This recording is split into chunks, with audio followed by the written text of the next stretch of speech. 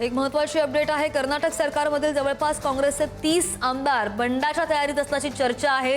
कर्नाटकातील काँग्रेसचे 30 आमदार एकत्र तातडीने दिल्लीमध्ये आल्याची माहिती आहे।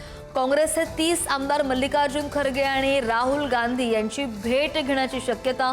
काँग्रेस हायकमांडकडे कर्नाटक सरकारमधील मंत्रिमंडळ फेरबदलाची मागणी हे आमदार करण्याची शक्यता वर्तवली जाते। डी.के. शिवकुमार आणि यांना मुख्यमंत्री करा अशी मागणी यापूर्वीच आमदारांनी केलेली होती। आता तेच आमदार पुन्हा एकदा दिल्लीत आलेत। आमदार जरी दिल्लीमध्ये आले असले तरी वरिष्ठांच्या भेटी होण्याची शक्यता फार कमी आहे, कारण कर्नाटक काँग्रेस प्रभारी रणदीप सुरजेवाला हे दिल्लीच्या बाहेर आहेत। सोबतच 5 राज्यांच्या विधानसभा निवडणुका होईपर्यंत कोणताही बदल करण्याची मानसिकता काँग्रेस हायकमांडची नाही। या संदर्भात आणखी जाणून घ्या आमचे प्रतिनिधी शिवाजी काळे यांच्याकडून। शिवाजी, सध्या ज्या पद्धतीने अलीकडच्या काळामध्ये सातत्यानं कर्नाटकचे मुख्यमंत्री बदला या संदर्भामध्ये मागणी घेऊन अनेक आमदार जे आहेत राजधानी दिल्लीमध्ये पोहोचत असतात, मात्र डी.के. शिवकुमार यांच्या नावाची सातत्यानं चर्चा केली जाते। सुरुवातीला असं सांगितलं जात होतं की सिद्धरामय्या यांना 2.5 वर्ष आणि त्यानंतर पुढचे 2.5 वर्षे डी.के. शिवकुमार यांना मुख्यमंत्री केलं जाईल। मात्र सिद्धरामय्या यांच्या मागे एक मोठा वर्ग आहे मतदारांचा, त्यामुळे सिद्धरामय्या यांना काढणं काँग्रेससाठी कठीण आहे।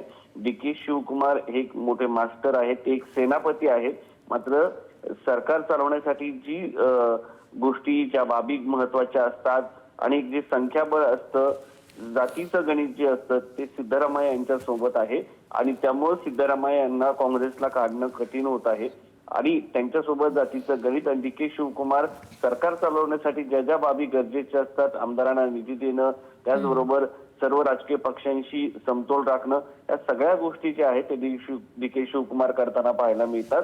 त्यामुळे डी.के. शिवकुमार यांना काँग्रेस हायकमांडने जो शब्द दिला होता तो आता पूर्ण करण्याची वेळ आलेली आहे आणि 2 गट सातत्यानं कर्नाटक सरकारमध्ये आपल्याला पाहायला मिळतात, एक सिद्धरामय्या यांचा आणि एक गट आहे डी.के. शिवकुमार यांचा। त्यामुळं हे सातत्यानं घडताना पाहायला मिळतं। आता शेवटच्या टप्प्यात तरी डी.के. शिवकुमार यांना मुख्यमंत्री पद दिलं जातंय का हे पाहणं महत्वाचं आहे। सध्या 5 राज्यांच्या विधानसभा निवडणुका सुरू असताना असे 30 आमदार दिल्लीमध्ये येणं कुठेतरी काँग्रेसच्या हायकमांडची डोकेदुखी वाढवणार आहे। एकीकडे 5 राज्यांच्या निवडणुकीकडे लक्ष द्यायचं की कर्नाटकचा हा राजकीय पेच सुधारायचा, हा मोठा प्रश्न आता काँग्रेस हायकमांडकडे आहे। नाही, बरोबर आहे। आणि कर्नाटकमधून जे काँग्रेसचे 30 आमदार तातडीनं दिल्लीमध्ये आलेले आहेत, त्यांची आता मल्लिकार्जुन खरगे आणि राहुल गांधींची भेट होते का आणि मग बोलणं काय होतं, त्यानंतर भूमिका काय असेल हे पाहणं महत्त्वाचं असेल। शिवाजी, धन्यवाद दिलेल्या सविस्तर अपडेटसाठी।